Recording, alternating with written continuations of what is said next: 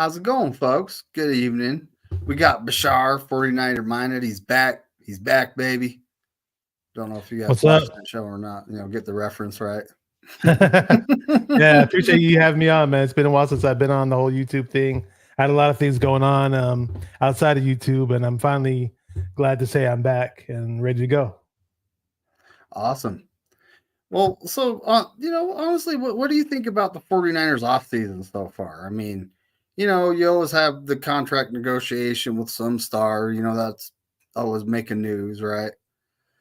But we know about Brandon Ayuk, and we know how the Niners do it. They'll do it sometime, hopefully before preseason, and the camp starts. I mean, Nick Bosa being signed a week before the season that affected his whole season. So we don't need that out of a wide receiver, you know. But beyond that, because that's how the story goes with that. What do you think? Like all the moves we made, in free agency, we didn't get Daniil Hunter, which a lot of people wanted, but you know, you can only have so many stars and so many big contracts on the team, right? Yeah, And exactly. yeah, It's almost yeah. like every 49er offseason almost has the same level of excitement, quote unquote. When I say excitement, 49er fans are always there's very few 49er fans that are happy with our off seasons. It's almost like they look at other teams and like, look what these guys are doing, look what that team's doing, blah blah blah blah blah. They're doing so much better than us. But at the end of the day, all that matters is how far you get and how well you do, how many wins you have. So it's just it's just funny how John and Kyle kind of do things much or not, I was gonna say a little differently, but it's like a lot differently. Almost like yeah. Oh, it's way differently. And we didn't make a big free agent signing. I mean, look, we're coming up on the salary cap. We have a bunch of contracts. Some of them are going to expire in the next couple years, but then we have the big one, you know, and that would be Brock Purdy. This next offseason, that's going to be the drama. There. Spoiler alert, folks. There's the drama for next offseason. But we're not worried about that right now, right? And that contract doesn't kick in until 2026. So, right now it's like you kind of look at the moves we've made, didn't make a humongous splash. I honestly didn't expect us to, you know. Yeah, I like Brian Burns. Yeah, I like Daniil Hunter, but at the same time, I also like keeping our own players around, our homegrown talent. And that's something you can't do if you go signing all these free agents, right? So we got to, we got some guys. We traded with the Texans. We got Collins, the defensive tackle. We signed Elliott, another interior lineman from the Cleveland Browns. He's a run stuffer, right? So, and we let Armstead go. And, I honestly think it had a lot to do with plantar fasciitis. It doesn't go away. And Armstead's a big fella, 6'7", 290 plus. So it's not going anywhere. And when it flares up, it's going to flare. He's going to be out at least 3-4 weeks. So, at this point, I honestly think that signing those guys was good. But then we made a move that I really like. Lloyd. We signed Lloyd, the edge rusher, right? And this dude's good for 9 or 10 sacks a season. We needed that opposite of Bosa. And he sets the edge. So we signed him to a 2-year contract. He's kind of an older player. I think he's 31, going to be playing at 31. And I really like that. And then we signed Gross Matos, who's the inside outside guy. So we can use that NASCAR package everyone says when we bring on an edge rusher to pass rush from the inside, who is kind of an Amenahu type of guy. And that was someone we missed last year, right? So instead of making a humongous splash move, we got a solid player in Lloyd, and we got good quality depth all the way around on that defensive line, right? Yeah, I mean Leonard Floyd. A lot of people thought because he's older, he wasn't as productive anymore, but he's still been pretty productive over these past few seasons. I mean, if you pull up his numbers, what did he have last year? He still put up 10.5 sacks last year, had back-to-back nine and a half sacks seasons, and then had 10.5 sacks the year before. But with Buffalo, he was still pretty productive last year. Had 19 QB hits, so he's still a pretty effective speed rusher. Even though people think that he's 31, he may not. Well, I believe might be 32 now. He may not have too much left in the tank, but I think he'll be pretty effective. He might be the best speed rusher we've had since the guy name slipped my mind. The guy we had from the Kansas City Chiefs who always got hurt. D Ford. D Ford. Yeah. And I don't blame you. Yeah. Exactly. Because we haven't seen the guy in the field in God knows how long. So of course he's going to be forgettable. But D Ford was pretty badass at one point in time when we did have him. It's just that he didn't last long. But I'm not going to say that Floyd's going to give us that exact impact, but we finally do have a speed type rusher in the mix. And you mentioned Gross Matos. Gross Matos could be a nice complimentary guy. We normally do draft some pass rushers. We didn't draft one around this time, so that's kind of interesting. Ooh. That's another thing too. I was expecting an edge to be picked just sometime during the draft, and they never did it. And that tells me that they might be happy with Lloyd, Bosa, Gross Matos. Who we got? Drake Jackson, right? Drake Jackson. Yeah, I don't know. I thought they closed the book on Drake Jackson, but maybe they'll give him one more shot. It's kind of I don't even want to say lackluster may not even be the word with Drake Jackson's. I mean, wait, remember he had those 3 sacks right to kick off the season against the Steelers? Mm-hmm. And at one point during this season, we picked up that guy from the Broncos of his name's escaping my mind because we didn't re-sign him. Obviously, Randy Gregory. Randy Gregory. He wore number 5. He wore Trey Lance's number, and we had him for a minute. Some people were like, "Oh, let's get Randy Gregory." Randy Gregory was all right. I mean, he wasn't. I don't think he was nearly as good as some Niner fans were making him out to be before we got him. They were just getting way too hyped to get him. He was all right though, but yeah, I mean, when we picked up Randy Gregory, I made a little joke like, watch, maybe those sacks that Drake Jackson got are going to be his only sacks of the season. And lo and behold, I was right, which is pretty sad, actually. Yeah, I think at one point because we picked up the other guy, Chase Young. And we all know what happened with the whole Chase Young story.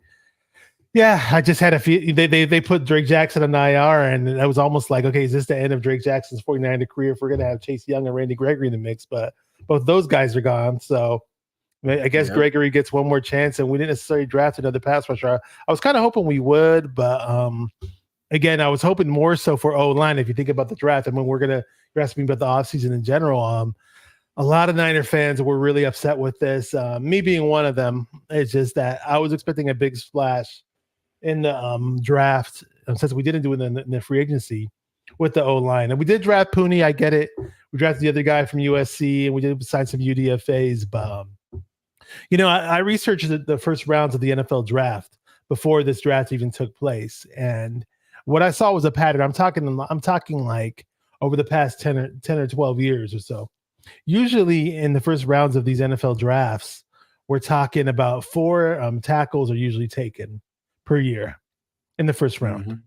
Mm-hmm. Sometimes 5 if you're lucky. Very rare you see 6 taken in the first round.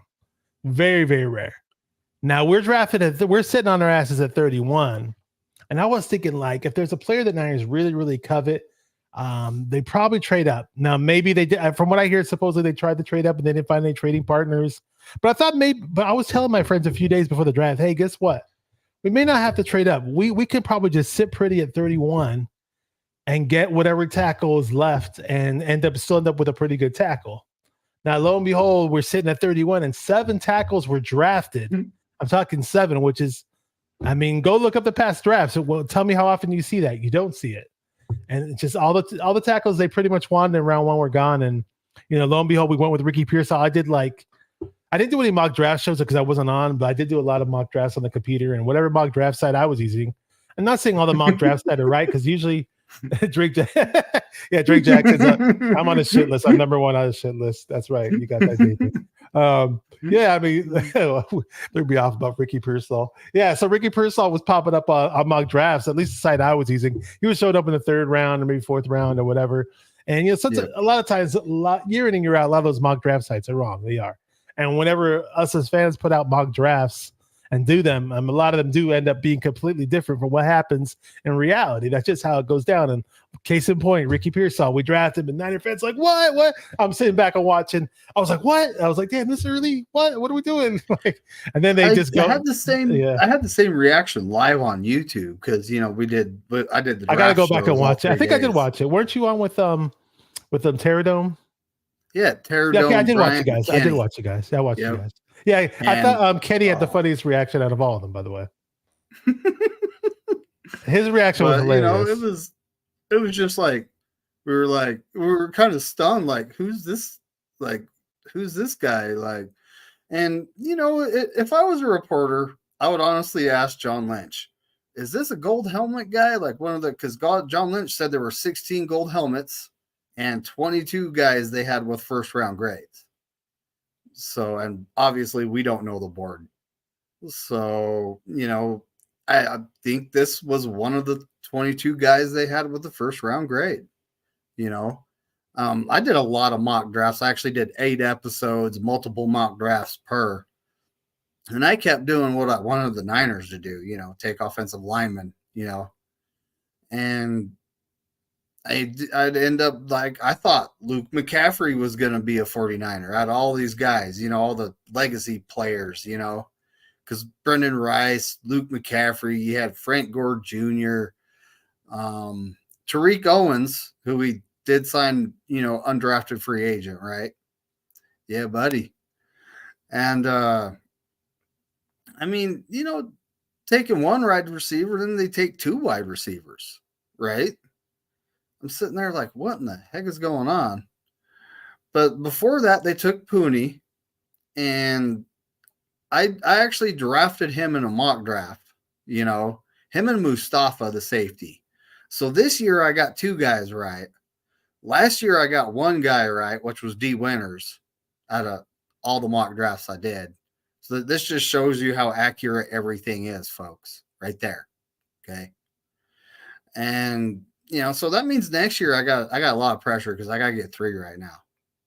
Yeah, I the one draft where I keep in mind though, when I do mock drafts, and I would have done way more this year had my laptop not broken. I was like, there were weeks where I didn't even have a laptop. That was leading up to the draft, and I didn't have a laptop until right when the draft started. Again, I got a new laptop, but there was a point in time where I was doing like 5 mock drafts per day. And keep in mind, like when I do these mock drafts, and I think what most people do, and we do them for fun. I think some people have this thing in their mind with that we're doing mock drafts with the assumption that we're going to just completely predict the draft. And like, hell no, there's no way I can predict what all 32 teams are doing, especially the 49ers. We're like the most unpredictable team in NFL history almost, when you think about it, at least in the past 20 years or so.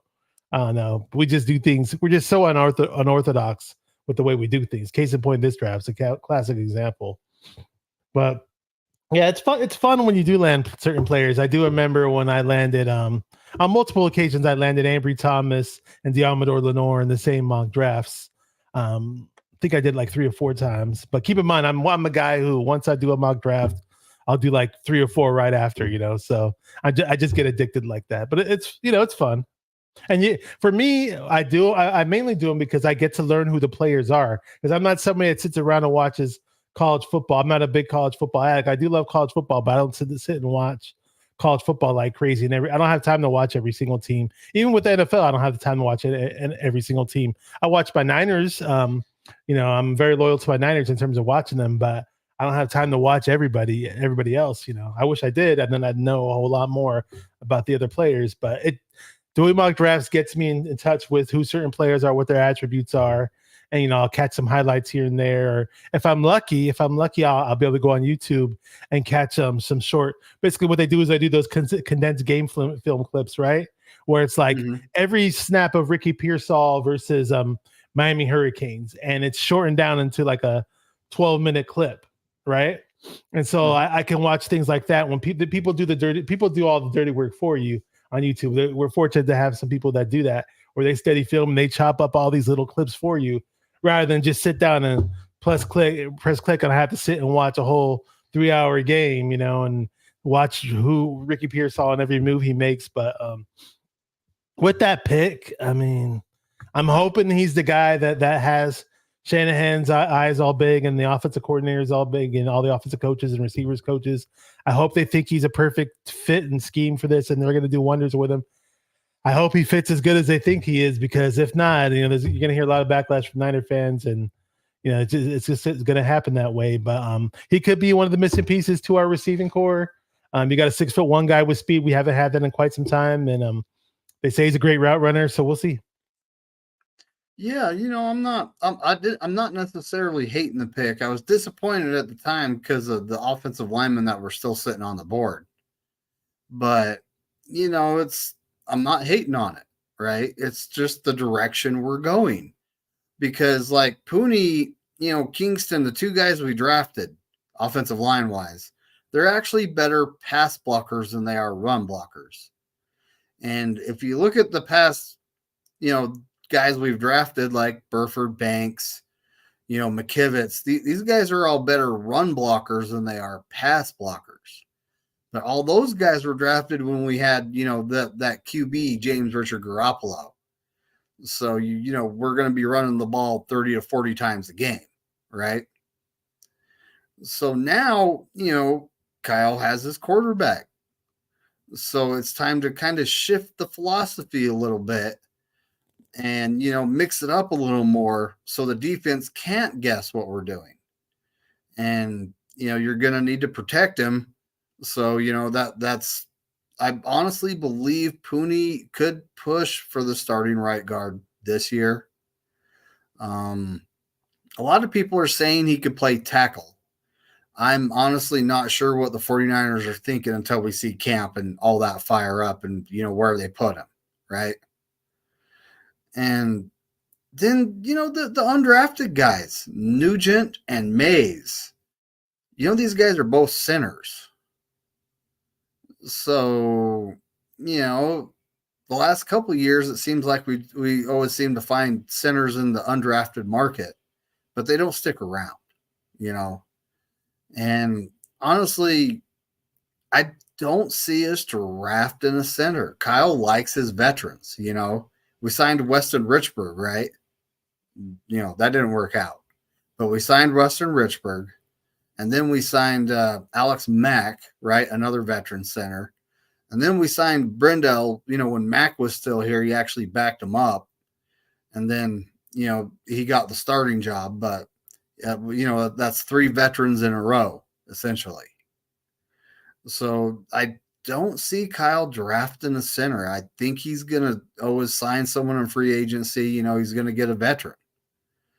But, this year, I wouldn't mind seeing Feliciano at center and Pooney at right guard. Honestly think that would upgrade the middle so Purdy wouldn't have to, because that was the area that guys were getting penetration and getting in Purdy's face. McKivitz actually gave up 13 sacks. Most of those are just speed rushers, though. So, my thoughts going into the draft were let's get a right tackle, a guy that can start day one and then push him into guard where he doesn't have to deal with the speed rushers and he's going to be better off at right guard. But then we drafted Pooney, and like I said, we don't know if he's going to be playing guard or tackle for us. That's yet to be seen. But yeah, taking 2 wide receivers and 2 offensive linemen that are actually better pass blockers than run blockers, that tells me that we're kind of in the process of making a shift, and we have our quarterback, Brock Purdy, Mr. Irrelevant. I really, he's a great story, right? Oh yeah. There's a lot of Niner fans that love what Brock Purdy's done, and there's a small little, fortunately, there's a small little group of Niner fans that don't like him for whatever weird reason that there is, and I don't really want to get into that, but I'm just throwing that out there. But it looks like they're probably going to run a different philosophy with the offense, and we may be a little bit more pass happy now that we finally have some more speed options to go along with Debo and Ayuk. Jacob Cowing's a very productive. I didn't watch him at all. I didn't really know who he was, but just looking at his attributes, obviously he ran a 4.38 or something like that, and he got like 80 to 90 catches in like back-to-back seasons. So he's a very productive college player, and he can run all kinds of routes. So that's just a whole different aspect to this Niner offense. If we have him and Pearsall giving us an instant impact, that will completely change the dynamics of this receiving core and the passing game in general. And then we won't be labeled as this, because when we do get run happy, people say, let's run the ball. Well, guess what? They're stacking the shit out of the box. I mean, you can only have so much success with running the ball, and then CMC is going to get tackled behind the line of scrimmage. That's what happens, because we're only running the ball to the left side. They know what we're doing. So we definitely have to diversify the offense a bit more. And over the past 2 seasons, we have gotten better at that. Where in terms of what we saw with Jimmy G, we're a lot more one-dimensional. But I just think that there's more dimensions that we can expand to with Purdy in the mix, with Shanahan's playbook. And, it should be very interesting what we do and what we expand upon. It should be a lot of fun. You mentioned the offensive line, and I'm really hoping this Pooney guy pans out because we did draft him high. If he pans out, even if he's only at guard, and keep in mind, I really, really wanted to tackle. I was dying for a tackle. I'm not a big McKivitz fan at all. I'll say it right now, and I've said it in the past. I've said it a million other times before that. Now, if you put a better guard next to McKivitz, it does help take the load off of McKivitz. That's how offensive line works. Brendel's decent. He's all right. Now, if we could somehow improve upon Brendel, if Brendel can get better, I don't know. You're mentioning Feliciano. I don't know if we're going to put Feliciano at center or not. You mentioned some UDFAs. We did pick up that Michigan guy from center. That center for Michigan, that is. I don't know how good if he's good enough to step in and start. Like you mentioned, like a lot of these UDFAs, some Niner fans, they get excited. Oh, look, we signed this guy. Oh, look, we signed that guy. Drake Nugent's the center from Michigan, 6'2", 300. And a lot of times they get excited over who we signed, but do these guys ever make a splash during the season? That's the thing. Now unsigned running backs have been pretty successful with us. That's true.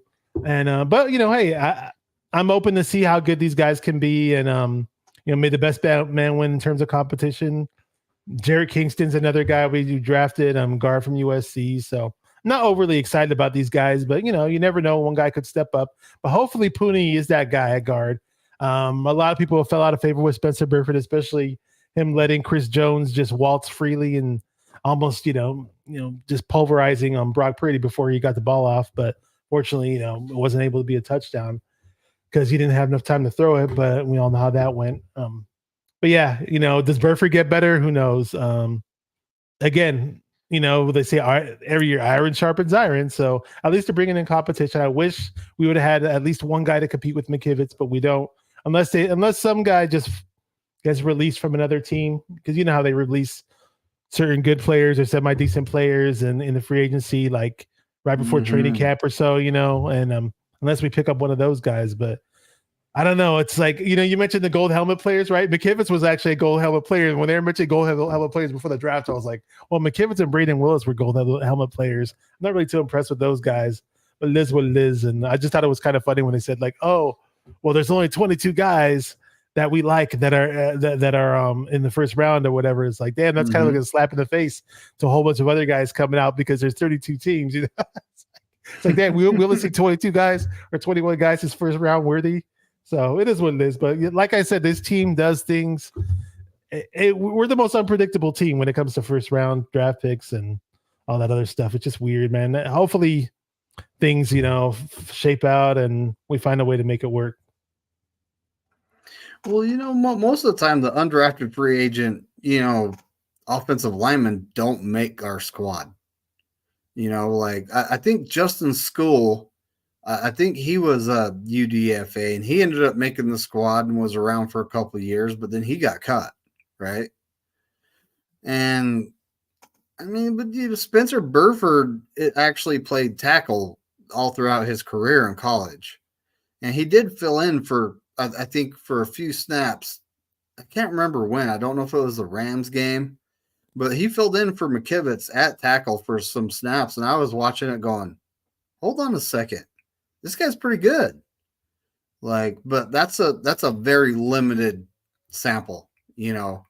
It's not. He looks like a tackle. I think he's got pretty long arms and he's tall. Yeah. Yep. And you mentioned Pooney earlier that he played some tackle in college, but they're like, oh, he's got short arms. He's got short arms. He can't play tackle in the NFL. And I looked at his measurables, and I think it's only like an inch shorter. His arms are only like an inch shorter from your typical tackle, but it is what it is, man. Well, you know, on top of that, though, the guy I've looked at. I think he's got a good 3 cone for a big fella. I don't quite know the numbers, but I was looking at him like some weeks ago, going, "Wow, this guy ain't bad." Like, you know, athletically, he fits in our offensive line for the zone blocking scheme and how we pull guys and do jet sweeps and stuff like that. You know, athletically, he fits the mold for that. And if you can pull for a jet sweep, I'm pretty sure you can play tackle in the NFL, even if your arms aren't. What is it, 34 inches or what? Yeah, whatever. 34 like, is usually someone the average. set some sort of standard. I think Poonies are like 33. It's 33 and a quarter or something like that. Yeah. Who was that one guy we had? Close though. Who was that one guy we had in the preseason last year? And I thought he looked pretty good. I'm not saying that he was going up against for the first quarter talent or first team talent, that is, but forgot the guy's name. Well, we had a Blake Fisher and Ilma Manning. Il Manning was that was the guy that I was like, dude, we should keep this guy. Yeah, me too. And I mean, why not? He's kind of short and he's thick, but that's the whole point. You know, that having a low center of gravity for the offensive line is not a bad thing. You know, so he could have played, either guard spot, but they cut him, let him go, and then Arizona, I think, actually picked him up. I was bummed out when they got him. I thought he would have been a good piece to have. I liked him. He looked pretty good in the preseason. Oh yeah, then Fisher, that he was a tackle for I think a Division II school. That guy was just wrecking fools, but he had like shorter arms than Pooney. So he was going to be a guard either way. But we ended up cutting them, and the Steelers put them on their 53. Oh, they did. They had him on their 53. Terradome and I were talking about Blake Fisher a bit, and we were kind of hoping that he was this UDFA steal, and we didn't really do much with him. And yeah, there you go. He's on the Steelers now.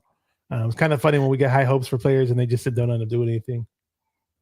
Well, and half the time I'm wondering if is it Lynch and Shanahan cutting the guy, hoping they can stash him on the practice squad. Because that didn't work out with DJ Reed. You remember him? He was injured. They put him on injury waivers, and the Seahawks picked him up. Yeah. It was like... At what point the Seahawks were picking up every player that we released? I mean, I'm talking at least, back to when Carroll first took over. You can't blame them, Bring in different players, see what they got, and DJ want our Reed's playbook. He's a corner for the Jets now, and he's still good though. He was one of our 5th round picks, so that figures, right? But now it's just seems like we're gonna be. We got Jacob Cowing. He's 5'8", 168, so he's not a big fella. But he's got 4.38 speed. He's fast. This is the wide receiver we took in the 4th round. And he's kind of a definite slot but shifty guy that can, give you a little bit of taking the top off the defense, which is going to open up the under routes for Kittle, Debo, and Ayuk, right? Yeah. And that's something that the offense has been missing. And we've had a guy, Danny Gray, but for some reason he's not hitting the field. Whatever's going on there. I thought he was going to be the guy. We're not in the locker room. So. It might be on my Instagram, but I was sitting live with Bay Area Baller and Celts Chronicles, and I was there live for their draft show, and literally for 3 rounds leading up to that pick, I probably said Danny Gray's name 30 times, and they were probably thinking, "Shut the hell up with this Danny Gray guy! Just keep talking about him." And lo and behold, we got him, and I was so pumped up, I was yelling, "Yeah, we got Danny Gray!" All for nothing, because we did get him, and it was just a Trey Lance touchdown in the preseason and nothing else, So yeah, I don't know. I don't know what the story was with that guy. He looks like he has the size, looks like he has the speed, but I don't know. I know he got hurt at one point, but he's not in Shanahan's plans. And at least hopefully these guys Pearsall and Cowing and they get some proper run because it will be nice to add some speed to this offense. Well, at this point, we pretty much have 5 wide receivers set for roster spots, right? With the 2 draft guys. But we've also seen the Niners cut a 4th rounder in that Joe Williams guy. So when it comes down to it, nothing's set in stone right now. But, so we have obviously Debo, Ayuk, Jennings, Purcell, right? And then we have Cowing. But then you're looking at the rest of the group. Like, I'm looking at Ronnie Bell and Danny Gray. Like, those guys probably have the best chance of making the roster. But, at this point, it's like Ronnie Bell looked so good in preseason last year. I honestly, like, when they took 2 wide receivers, I was like, what about, my thoughts were, what about Ronnie Bell? Look at how good he looked in preseason last year. He didn't get a lot of playing time because of, you had Ray and Jennings and, Ayuk and Debo. So obviously he's not going to hit the field much.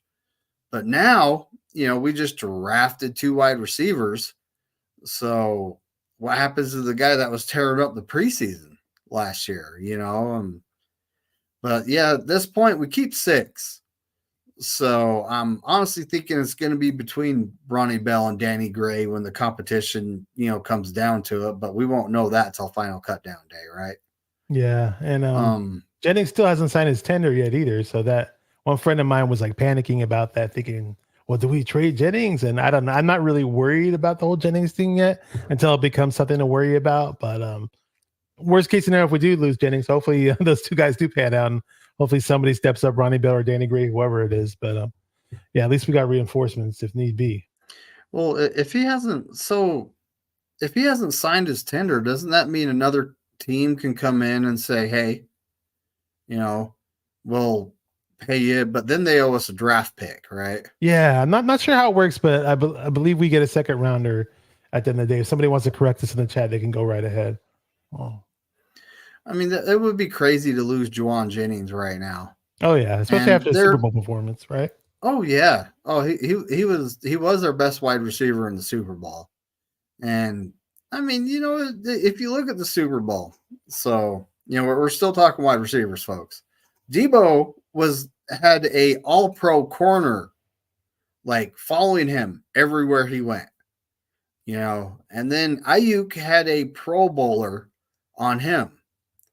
So it's like, and Juwan Jennings obviously stepped up to the plate because he didn't have these really good defensive backs on them and he could get open.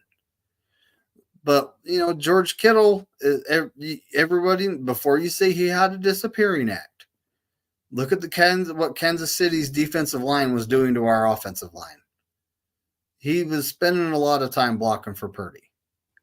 Yeah. So, and I just, throwing at an all-pro corner 11 times, everyone can question Kyle for that. Yeah.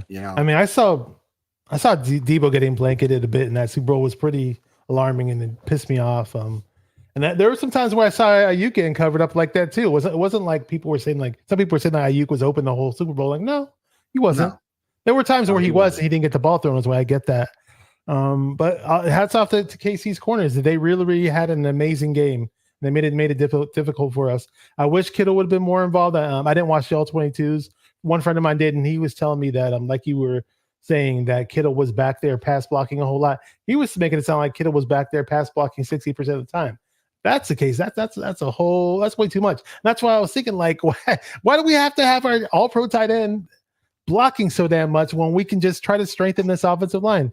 And it all goes back to McKivitz again. Like, I just think, like, obviously we did it. We did try to step up and fill out the whole right guard situation. I get that part with Pooney, but I guess our tackle wasn't available in round 1, so we went with Pearsall, and we didn't get the guy we wanted. And they didn't like Kingsley, Saul Matea apparently, and the Kings went up and got him. Oh my goodness, man! Like, when Rosengarten was the target, buddy. He was, and the They want to go Ravens there. take him one pick before us. I was going, you guys knew he needed tackle. Why didn't you just, jump up above him?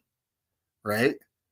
But That'd have then been we take nice. Bernardo Green, who has some serious upside at corner. The main thing is he's really physical and he got penalties for that, right? But this is nothing that can't be coached up by our staff. First things first, everyone in the chat, thanks for coming. We got Brandon here saying Armstead went to the Jags instead of Texas because the Jags convinced them that they could go further. I'm not sure if the Texans actually wanted Armstead because they're a young team building, even though they made the playoffs, right? They're still building. And they actually traded us a defensive tackle. So if they wanted Armstead, they could have just done a straight up trade, tackle for tackle, right? But they didn't. Yeah. Armstead's foot. So Yeah. I mean, Armstead did a lot of good things for us, but like you mentioned, the plantar fasciitis, a lot of people are going to go back to that. And some people are still really, really mad about the whole Brentson DeForest Buckner situation with Armstead, and we kept Armstead instead, and they felt like we could have held on to Buckner, maybe so.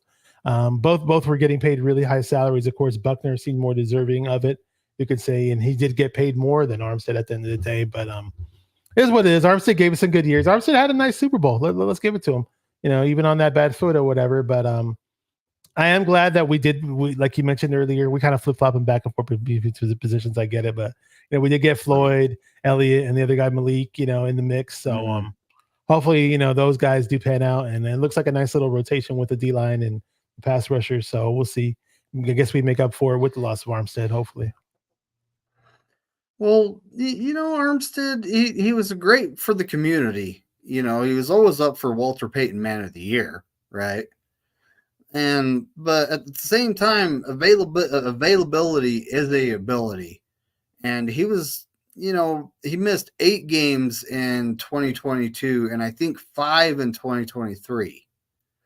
So plantar fasciitis doesn't go away, and he's not getting younger, right? So that just comes a certain point in time where you got to cut your losses and see what's going on. Look at this. We got Aaron in the chat saying, "What's up, Bash? What's going on, buddy?" Oh, what up, Aaron? 49ers first takes. We might collab this week if possible, if we can try to squeeze it in. We've been talking about that behind the scenes. I popped my cherry for coming back to live streams with Dave. I was going to go on solo, but things weren't in the cards the past few days, and maybe one day this week I'll go solo on my channel, or at least try to bring a guest on my channel. We'll see how it goes down, but it's great. Thank you for bringing me on, because I finally pulled out my equipment from my little dresser. I had all my equipment stored in one little drawer, and I waited a little longer to find this last power adapter, but first time I'm using my new laptop on the streams. It's good to be on, man. Good to be back talking Niners, and yeah, we got all these new players in the mix, and it's gonna be interesting training camp. It's just that I know with I mentioned this earlier, just how some Niner fans are kind of disappointed with the way the draft went down, and they look at other teams like Arizona, like they drafted these big name impact players, right? And wow, they're gonna be so good. They're gonna be a headache for us. But it's almost like, I mean, I've seen Arizona draft big time guys for God knows how long. I mean, but what do they end up doing? You know what I mean? At the end of the day, it's like, what do these other teams end up doing? But so I mean, I feel good about this team in terms of the direction we're headed in, and hopefully these pieces that we picked up will step up to the plate, and maybe we'll get some stars that come out of the woodwork that we didn't expect to be stars, and kind of like in that weird way we sort of do, where guys in the 4th and 5th round, end up being really good players for us. Terror Dome's in the chat too. That's one of my guys. Oh, Terror Dome. Gonna AZ. That's the truth. So they might have had a good draft from what people are saying, but they're still all rookies. They haven't actually hit the NFL field, and you don't know if even half of them are going to pan out, right? That's how it is every draft. So it's it's one of those. I don't expect them to be competitive this year for with all the rookies they're going to have on the field. You know, they did. You know, they're trying to build something though. They really are with all the Yeah, draft picks they've they been trying had. to build something for quite some time. Hey, Red what? Jets What? in the chat. What's going Oh yeah, on? Red Jet's up in here. She goes on with Terradome. Yeah, we got a lot of Every Thursday morning. Yeah, Thursday morning, she's on with him. He was on actually this morning. I was listening to him while I was at work. there you And you go. know, we got my guy Bryant. But yeah, the chat's popping. What do Always you think got all about kinds that of good one running people. back we picked up, Isaac Guerrero? Um, Ooh. I did pick up on a lot. I was scouting a bit of the running backs here and there going into the draft. Not too many running backs, but I wanted a small little speedy shifty running back, and there was a running back from Tennessee. Miami Dolphins drafted him, Jalen something. I'll pick up his name in just a second. I wanted him, and well, he wasn't the only running back. It was Jalen Wright from Tennessee because they said he was kind of like a Mostert clone. And it kind of pissed me off. Like, damn, the Dolphins get all the speedy running backs. They already got Mostert. They already got Devin A. Chain. Now they got this other guy, and we didn't get him, but we did get a sleeper though. We got this sleeper guy, Isaac Guerrero. Well, he's about 6'1", 225, runs a 4.33, and he's got a crazy vertical leap as well. Just total combine freak. Didn't get too many carries throughout his college career, but I saw some clips and he can block his ass off. So if you can block, you have a really, really good chance of getting on the field for Shanahan. Now, For sure. whether he learns how to pick up the offense and knows how to run properly in the NFL is a different story. He does like to do the outside zone runs. He's got great speed. He's not the shiftiest guy though. He's not like the quickest guy, you could say, but it's definitely interesting. We haven't had a guy this big and this fast in this offense, toting the rock in a long, long time. And if he could be that guy that can spell CMC as a change of pace guy, I'm all for it. I'm very, very interested to see what this guy can do in a Niner uniform. I'm really, really rooting for him to be that sleeper guy. Well, so he was at Louisville, then he transferred to Wisconsin. I was actually looking into him today, and 6'1", 225, and ran a 4.33. Not many guys that big run that fast. So he is an athletic freak. But when he went from Louisville, where he wasn't getting much work, to Wisconsin, they gave him 132 carries for 810 yards, which is a really good average. But the main thing is he returned punts or kicks, actually, kickoffs. And with the new kickoff rule, which you haven't talked about that, huh? Oh boy. I don't understand it. I see the clip of what it may look like, and it looks ridiculously stupid. I'm like, what are we doing here with the NFL and kickoffs? So all the players are going to line up on the 40, the opposite team 40, the guys that are kicking off.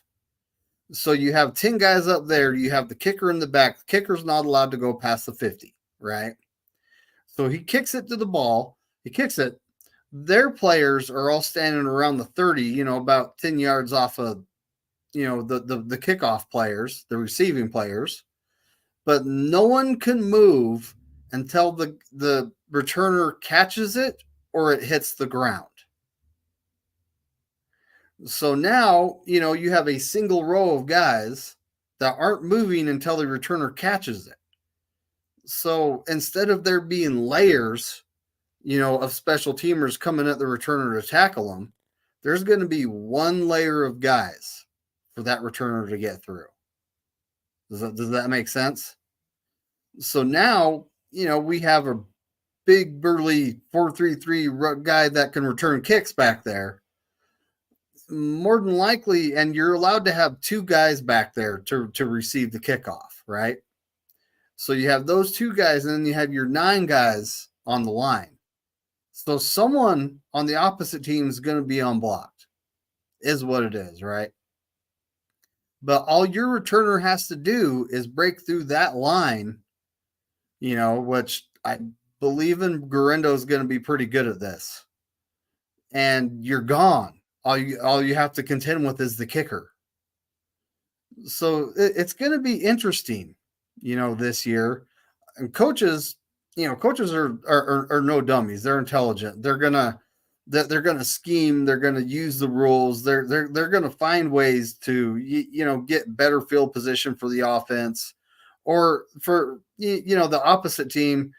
Those 10 guys that are lined up, they're gonna find ways to stack those guys so the guy doesn't have to go through one layer. But either way, it's gonna make kickoffs kind of interesting at this point. Yeah. Hopefully it benefits us because I'm not a big fan of the 49ers special teams over these past few years, and especially that special teams debacle in the Super Bowl. A lot of people hate talking about, and me included. I was going to mention go ahead. All Ray had to do was fall on it. Yeah. But he wanted to be the hero. Yeah, he wanted to pick it up and try running with it. Just, and they scored a touchdown right after that. Yeah, so of course. And back to Garendo really, really quick. He did have an impressive showing, even though his team lost 42-28 versus USC in the Holiday Bowl. He did look pretty good, though. He had 23 carries for 161 yards, 7 yards a pop, 3 TDs. And not only can he block, in college, he did a pretty good damn good job of receiving the ball as well.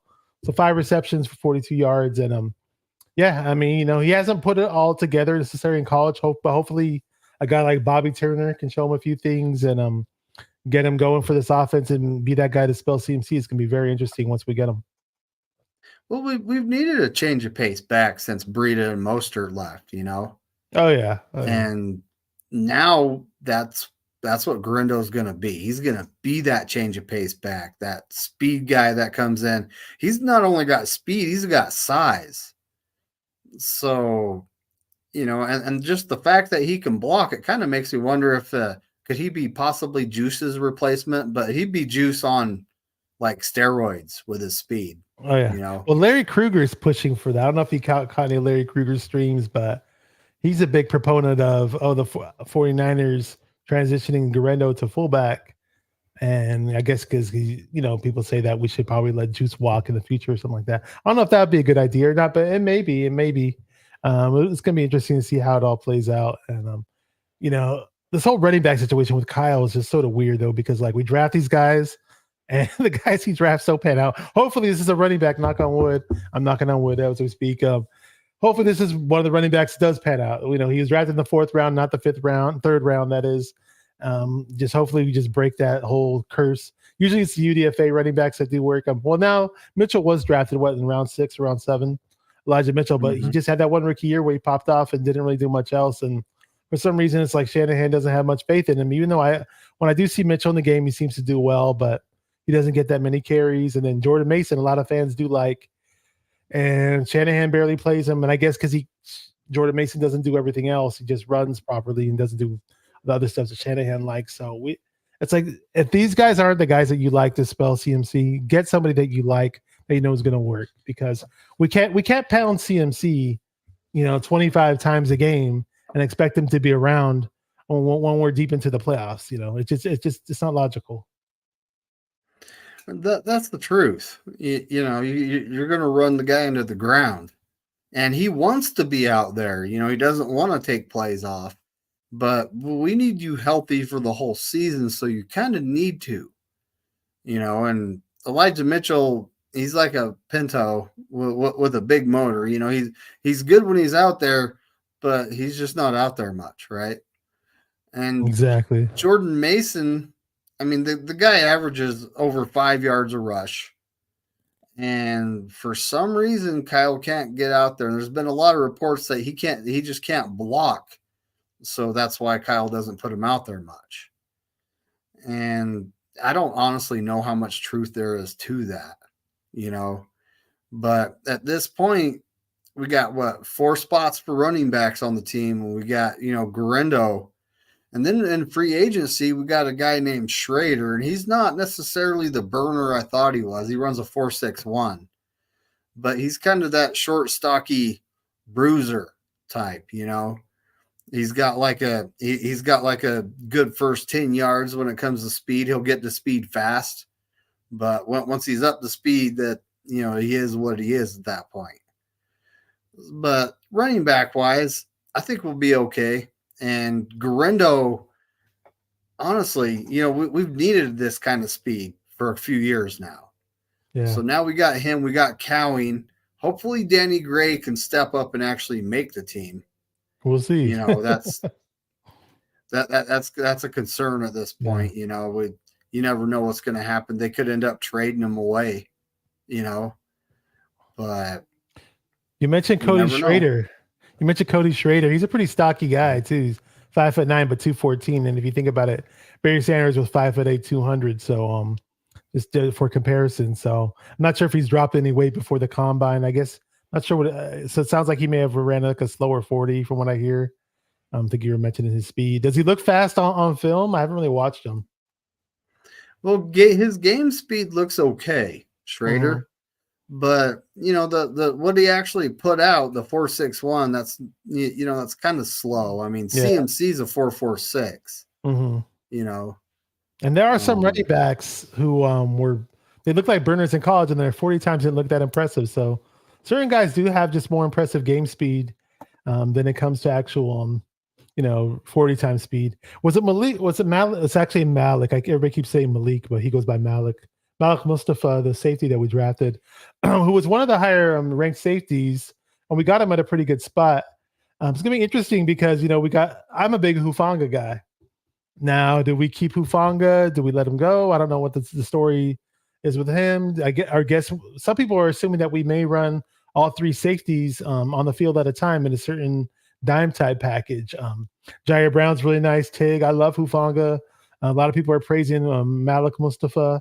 It's going to be really interesting to see if we do put all three of the guys on the field to see how they are. And yeah, I mean, Mustafa could be a nice little guy that we picked up. And of course, in the secondary, Renardo Green, you mentioned him earlier from Florida State. A lot of people mhm. think that he may be the final piece to solidify our secondary and spell Ambry Thomas, who a lot of Niner fans fell out of favor with. Who was that one? Didn't he lock up that one high draft pick receiver? I'm forgetting his name on LSU. The LSU guy that got drafted high. Was I it forgot. Tage Washington? Was that? No, it was the LSU receiver that got drafted. He had Renardo Green had a really good game against him actually, and what's his name? I'm forgetting. Some people in the chat probably wasn't Brian Thomas. Was the other guy from LSU? Brian Thomas was? Well, it wasn't. Well, Or was Brian that Tom it wasn't Brian Thomas. It was the guy that got drafted before him. wasn't now I didn't pay attention to too many wide receivers. I was mainly focused on Mm-hmm. offensive linemen this I'll year. tell you his name. But it's not O'Dunn's, is it? No, I'll get. No, it wasn't Odunze. No, I'll tell you his name. Hang on. Yeah, he was. I think it was. Where is his name? I'll get his name in a second. But anyways, Renardo Green had a really, really good game against him. And a lot of people just think that Renardo Green is going to be the final piece to our secondary. It's going to be pretty exciting, And now from what I do hear about him, he's a bit grabby. Hopefully, the DB coaches get on him for that, and he's not going to be so grabby in the NFL because otherwise you're going to see a lot of flags thrown.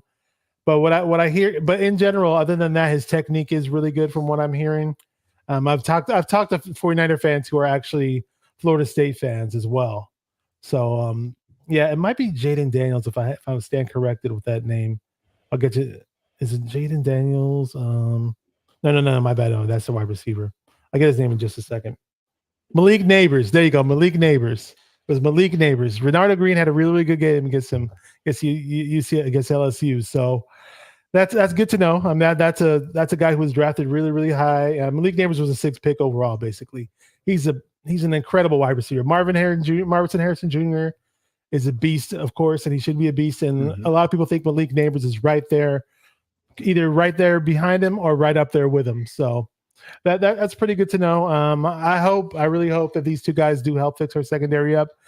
I like our safeties already as we speak, but it looks like they want to strengthen the safety room for whatever reason. Maybe Well, we they're not too haven't. big on Hufanga and his injury, so who knows? Well, that's exactly it. Is there's been no news on Hufanga and his injury, and that's kind of normally you hear, oh, he's on his way back, he's looking good. We haven't heard anything. We got crickets, so that's kind of concerning. And typically, when it comes to rookies, I don't. You know how Kyle is. He'll redshirt he'll redshirt every rookie that we pick, you know. So like this next year, we might just actually see what Cameron Latou has, and you know Braden Willis, the two tight ends we picked up last year, right? And then it's like all you know all the folks that grade the draft. I refuse to grade this draft because it's something that isn't possible until probably the end of 2025 when we actually get a good look at these guys, right? Um, and I mean that's just how it is. You know, Kyle will redshirt a guy. This is a really hard draft to grade. Now, if you were to give me if I really had to grade this draft right off the bat, and you're putting a gun to my head, I'll say B minus. That's what I'll say. But at the end of the day, you know how drafts are. Yeah, you need at least 2 years, 3 years to really put a real grade on the draft. But we'll see. I mean, it wasn't. I'm sure very few 49er fans are going to get this draft at A plus because we all know what types of players they wanted and all that. They want those big splash, big name guys, and we didn't necessarily go for that. But again, that's how Niner drafts are. It's true too. Like, the one thing I said in the video is that the one guarantee is we're going to draft someone and everyone's going to go, "Who's that?" Because it's someone that no one knows anything about, right? Yeah. Yeah. I mean, when Mustafa, I actually, I did some research on him because I saw he was one of our top 30 visits, right? And then we had multiple visits with him. So I looked at him. I know we met with Pooney, I think at his pro day and at the combine. So that, there's kind of no surprises going on there. Green, I don't think we actually met with Renardo Green, the corner. But they don't necessarily pick, out of strictly the guys they've met with, right? At some point they had to, because ever since the Reuben Foster incident, they've been very careful about the personalities of the people they draft, and that they want to make sure that they're, fit to be a 49er. Is that a good way to say it? Yeah, they want to make sure certain people fit the culture. So I get that. That Reuben Foster crap was just, I don't know. To me, it just seems like it was just a bit. The 49ers had a string of bad luck with certain players and getting in their off the field problems. And I get why they're a bit cautious about that. But for the most part, I mean, most of the guys that do get drafted in the NFL, the majority of them do a pretty good job of staying out of trouble. I mean, the Raiders had their issues too, with certain guys, but it is what it is. But yeah, hey, it helps to know the player, know the person, and hey, do you fit the, when you get hired by a company, right? A lot of times, they bring you in, they know you could possibly do the job, but they want to meet you because they want to see if you fit the culture, they want to see if you fit if you're going to be able to blend in properly with, the culture and the people that are in the workplace. So that's a part of it. But, hopefully they don't pass up great big time Hall of Fame players in the process either. I kind of see them as every now and then maybe passing up on certain guys, but it is what it is. Yeah, that's true. So Sentinel, and I am checking my Instagram the second I get off, buddy. It says, question, do we have to beat the Chiefs at home to at least get the monkey off our back? I really don't think so. I would rather beat them in the Super Bowl. Yeah, we have to win the Super Bowl to get the monkey off our back. Yeah, that's the real monkey. That is the real monkey. I mean, we could beat them in the regular season, but it doesn't mean anything if they beat us in the Super Bowl, right? Then we got Steve-O and Kenny arguing about height to guys. So I don't understand what that argument's about, but let them be. Oh no, yeah, it's all good, Well, like Nugent, the center is listed at 6'2", right? I got no problem with that. It's called low center of gravity. The tall guys, you want the tall guys to be out there at offensive tackle because they got the long arms, and they can more or less gives them a little more range to deal with speed rushers, right? Like the offensive tackle, I had my eye on, and Terror Dome did too, was J.C. Latham, the guy that was picked Oh yeah, 7th he overall was by the the first Tennessee guy to tell me Titans. about him. Yeah, he told me about him way before the draft. Man, the guy is a monster. And believe mock drafts, how they're not correct. I was actually using, and this is not sponsored YouTube, NFL Draft Buzz. Like, this is getting close to before we started. It's a good website. And I did a couple in a row, and I traded up, like all the way up to 8, just to try to snag the guy. And the Tennessee Titans took him both times right before me at 7. I was going, huh? The drafts they actually did, the top 10 though, was pretty accurate to where everybody went with the QBs, Marvin Harrison, Joe Alt. I mean, I was going, wow, this is really accurate, for what actually happened. Those last 2 mock drafts I did, the top 10 were pretty accurate. But the rest of it, no, it was it was just, it went downhill after number 10.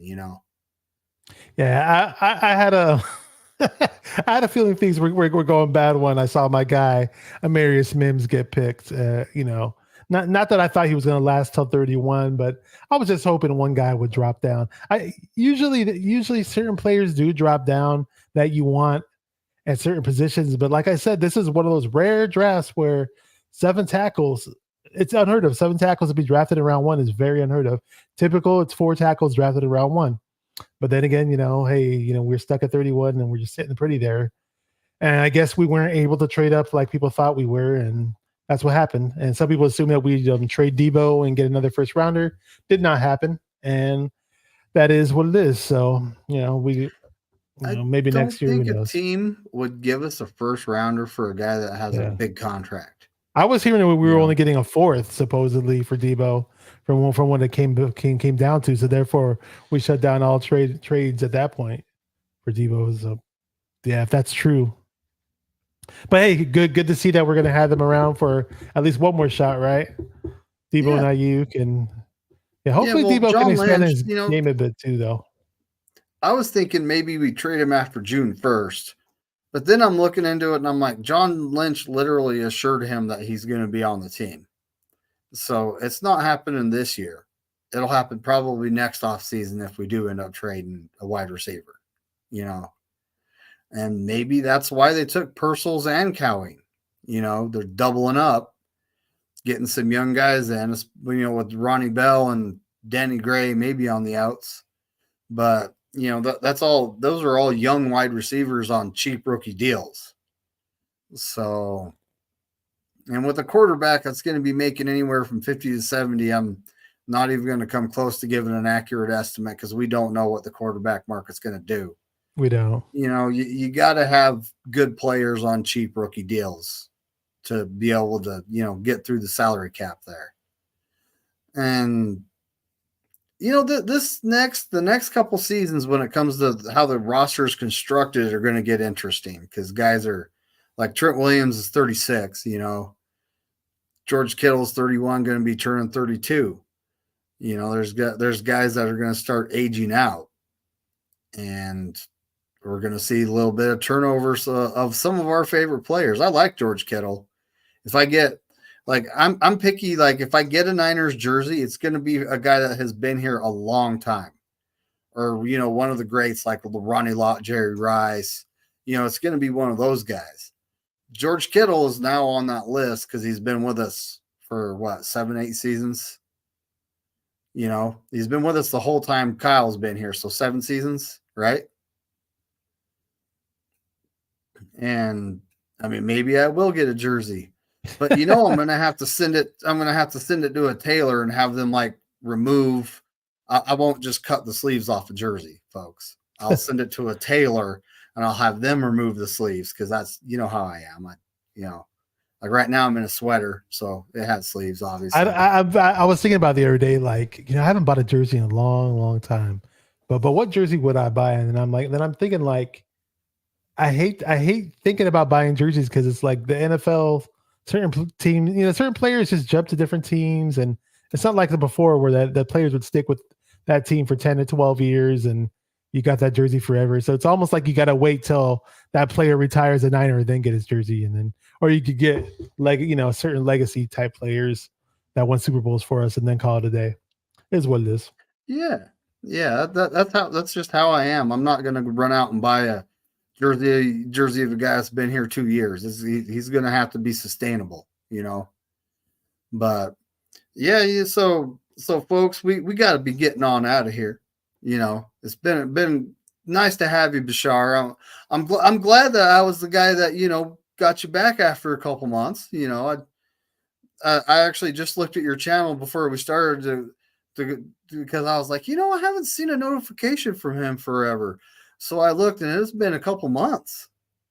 So. Sure has, yeah. So I was dealing with a lot of issues, and those who know me well, I have a good idea what went on and what went down. And trust me, there was no way I could have went on during that period of time, unfortunately. But I am back and I'm here and ready to talk some Niners. Hopefully, we have a great season. So awesome.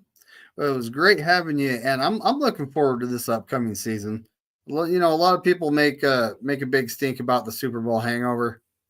I don't think we're hanging over, folks. So the way the team, and I honestly believe the defensive line depth got better. We'll have to see how everything works out. But the one main thing is I want to beat Kansas City in the Super Bowl. That'd be nice. That's the one main thing. A lot of us want to see that. But at the end of the day, I'm not, beggars can't be choosers. I just want to win another one. But if it's Kansas City, hey, it'll be nicer. Thanks, man. It's been a lot of fun. Thanks. Shout out to all the people in chat too. You guys have been great, dude. Hey, go subscribe to Bashar 49er Minded if you haven't already, folks. I'm sure all my subscribers are probably subscribed to you. But, if you haven't, go subscribe to Bashar at 49er Minded. And yes, everybody have a fantastic night. And as Corey Davis would say, go 49ers and F all 31 other teams. Shout out to Corey.